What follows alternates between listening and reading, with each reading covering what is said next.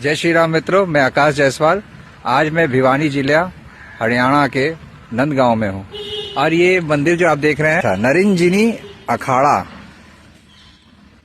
के महंत यहाँ पर रहते हैं और इन्होंने इन 3 पीढ़ी से ये मंदिर को उन्होंने निर्माण किया और हमारे समक्ष हैं नरेंद्र यादव जी।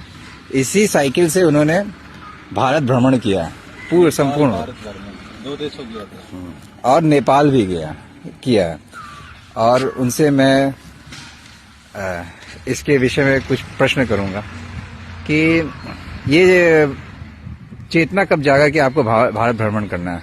जय श्री राम भाई साहब। जय श्री राम। ये 2021 में चेतना जागी थी तो मैं पैदल ही जाना चाहता था। 2021 में राम जन्मभूमि की नींव रखी गई थी तो मेरी पैदल जाने की इच्छा थी, क्योंकि वो एक साधारण ईंट के लिए लोगों से आह्वान किया था कि राम मंदिर में 1 रुपया और एक ईंट दान करे।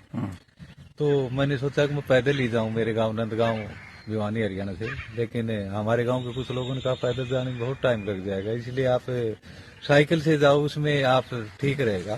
तो मैंने ये साइकिल को चुना। 2021 से ये साइकिल मैंने 4500 रुपए की ली थी और इससे आज मैं मतलब 20,500 किलोमीटर यात्रा कर चुका हूँ। नेपाल, भारत भ्रमण, हिंदुओं के 4 धाम बद्रीनाथ, रामेश्वरम, द्वारका और जगन्नाथपुरी 4 कर चुका हूँ।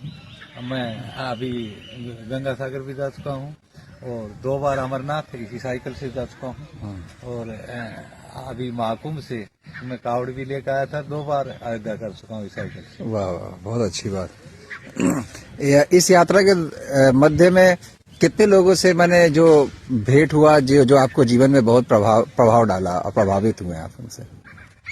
क्या है कि भाई रास्ते में जाते हैं हर प्रकार के लोग मिलते हैं। हाँ। जैसे धार्मिक लोग भी मिलते हैं, रास्ते में चलने वाले भी काफी, लेकिन प्रभाव डालने वाले लोग मतलब भी मिलते हैं, साधु भी मिलते हैं रास्ते में। उससे बहुत कुछ सीखने को मिलता है। जब हम भ्रमण करेंगे तो ये समझो खोने के लिए कुछ नहीं है, जो भी है पाने के लिए ही है।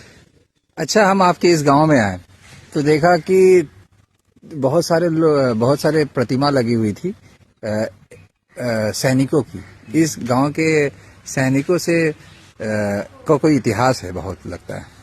हमारे गांव के 3 सैनिक शहीद हुए हैं। एक तो जो डायरेक्ट लेफ्टिनेंट से भर्ती था, अभी 2 साल पहले उधर जम्मू के अंदर शहीद हुआ था।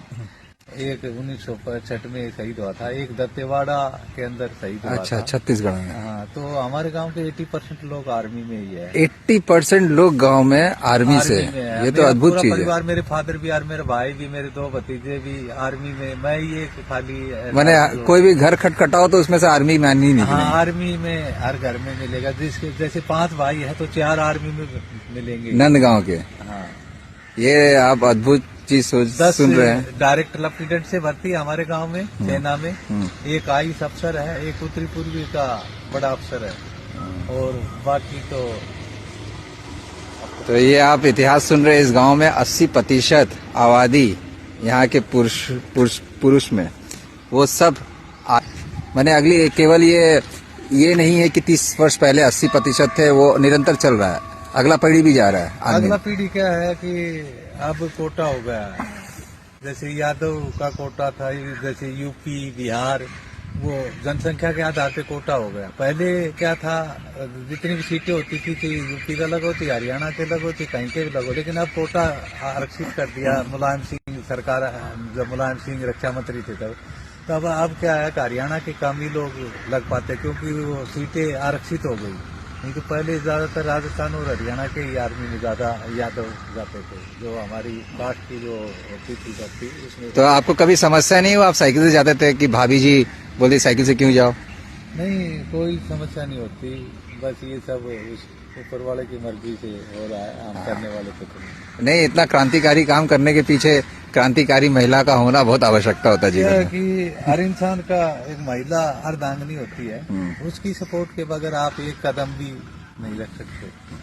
अगर महिला आपका साथ दे रही है तो ही आप ट्रेवल कर सकते हो, नहीं तो आप एक कदम भी नहीं जा सकते। क्योंकि जीवन साथी का सहयोग बहुत जरूरी होता है।